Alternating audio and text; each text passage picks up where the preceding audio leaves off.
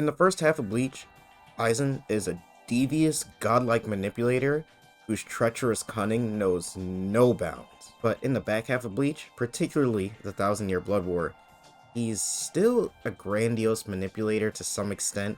We definitely still see that fox-like trickery, but he's not rude or demeaning, or even vindictive towards the Soul Society almost at all. There's more than a few instances where he's quite the helpful ally. He even takes time to compliment our heroes, which is kinda surprising. And he takes a helpful initiative on multiple occasions when no one even asked him to. Now, the first time we even see anything like this is in Core 1 of the Thousand Year Blood War, the beginning of the Thousand Year Blood War, when Yuha goes to visit Aizen in Muken. While Yuha thinks they would share a common interest in taking down the Soul Society, Aizen quickly expresses that that's not the case.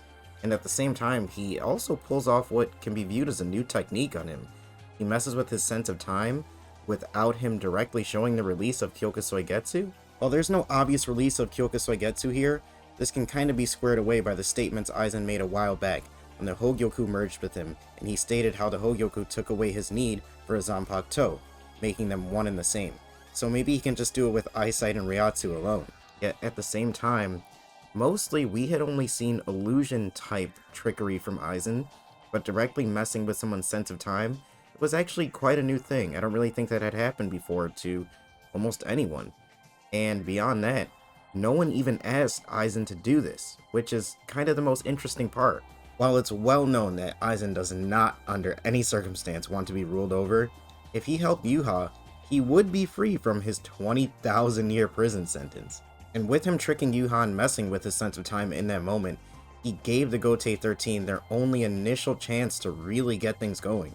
If Yuha had been able to run amok with any more time than he was given, he could have done exorbitant amounts of damage. After Aizen is released from Muken and confined to the Great Chair Sama, he is still very smug, but at the same time, when he's addressing people in the Gotei 13, he's still very polite and more than willing to help the cause. Upon first sight of seeing Rukia, he makes sure out of anything else he compliments her on her new vice captain rank. He says how nothing pleases him more than to see her deeds in battle be recognized. While it's certainly coming from a smug place, it still is a nice little comment to drop. Now, everyone is definitely a little adverse to him being there, but he seems to really pay it no mind and just to focus on what needs to be done. Even then, when he attempts to shoot the king's palace out of the sky to stop Yuha, no one asked him to do that. He just tries to do it.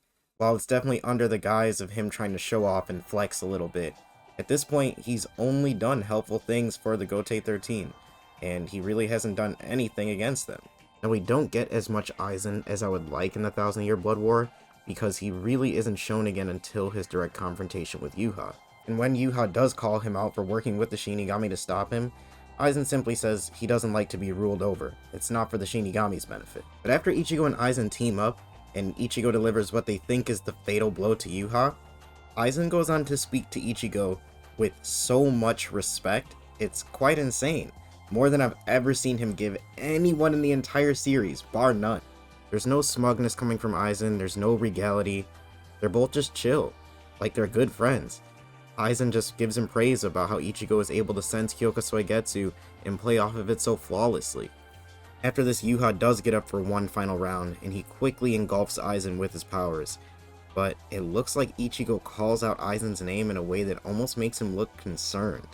Now, I really need to see this conversation in anime form in Core 4, hopefully, because without exact tone of voice, it looks as though they're just having such a calm, friendly conversation, but I feel like this could really be added to with that extra voice acting.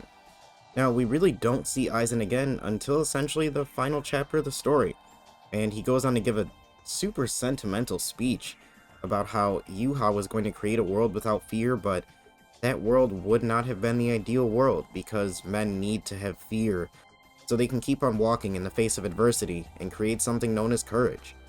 Now, the two main things that are interesting about this part is, for one, how did Aizen end up back in Mugen? People speculate maybe he was weak after the battle with Yuha, and they were able to just reincarcerate him and reseal him, or the latter, which I could never imagine, but maybe he saw the error of his ways and was willing to fulfill his entire sentence? But I just can't see that being the case. But at the same time, he's so polite and understanding and sentimental at this part in the story, that it feels like it could be a possibility.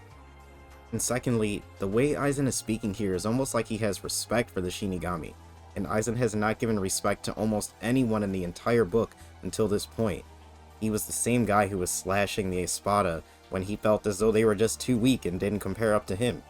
If he wasn't going to end the cycle of death like Yuha planned to, and he almost has slight respect for the way that things are run, then what was his plan initially? What was he planning to do? Was he becoming the Soul King just so he was the ruler but leave things the way they were? Or is the sentence in Mugen just slowly changing him and he's just becoming more soft at heart? He's just way different than he was earlier on. And that would make sense because that is literally what Bleach is about. It is about understanding your soul and growing over time and becoming a better person. Understanding why the people around you live and why they fight for what they fight for. And maybe that's just happening with Aizen too. Alright, I'm gonna wrap it up there. Hopefully we see more of Aizen in Core 3 and 4 because he's easily one of the best parts of the entire story. If you made it this far, definitely consider becoming a sub. And if you want to support the video, definitely throw down a like and throw down a comment to help the algorithm and tell me what you think of just Aizen in general. Alright, I'll see you guys in the next one. Peace. This is real.